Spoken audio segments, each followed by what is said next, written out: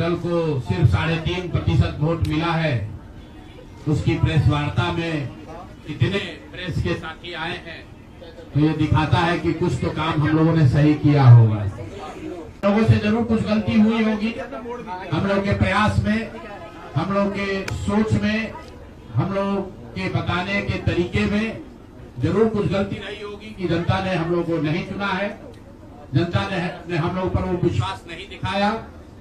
तो उसकी जिम्मेवारी जो है वो पूर्णतः मेरी है, प्रशांत किशोर की है, और वो जिम्मेवारी मैं 100% अपने ऊपर लेता हूं कि मैं बिहार की जनता को, अपने साथियों को, इस व्यवस्था से जुड़े हुए लोगों को, जिस प्रयास से हम लोग जुड़े थे, जिस प्रयास को करना चाहते थे, उससे उनका विश्वास उस पर मैं नहीं जीत पाया।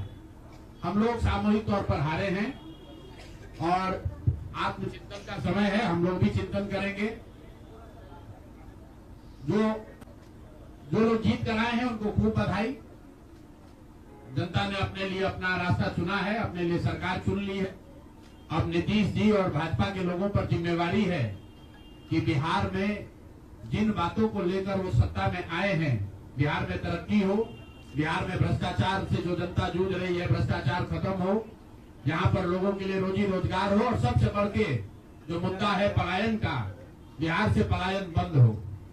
हम लोगों से जो गलती हुई है, जिन लोगों ने जन स्वराज के विचार पर इस सोच से इस प्रयास से जुड़कर एक सपना देखा था, एक उनकी सोच बनी थी, उनकी आशा की किरण जगी थी कि बिहार में एक नई व्यवस्था बनाई जा सकती है, उन सब के आशाओं पर, अपेक्षाओं पर, उनके सपनों पर खरा नहीं उतरने के लिए जो दोष है वो मेरा है। इसलिए मैं आपसे विनम्रता से आपसे माफी मांगता हूं कि मैं आपके सपनों के आधार के अनुसार, आपके सोच के अनुसार वो व्यवस्था बनाने में नाकामयाब रहा हूं।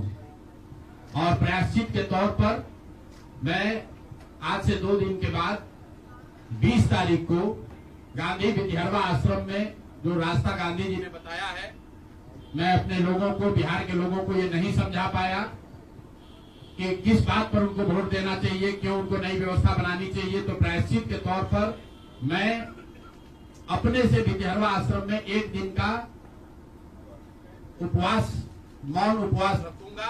जो भी जन स्वराज के साथी हैं वो जहां पर है वहां, अगर वो समझते हैं कि हम लोग के प्रयास में, सोच में जो कमी रह गई, उसको सुधार के लिए प्रायश्चित के तौर पर हम लोग 1 दिन का सामूहिक उपवास रखेंगे। मैं खुद विद्यारवा, गांधी आश्रम विद्यारवा में रहूंगा। 24 घंटे का एक उपवास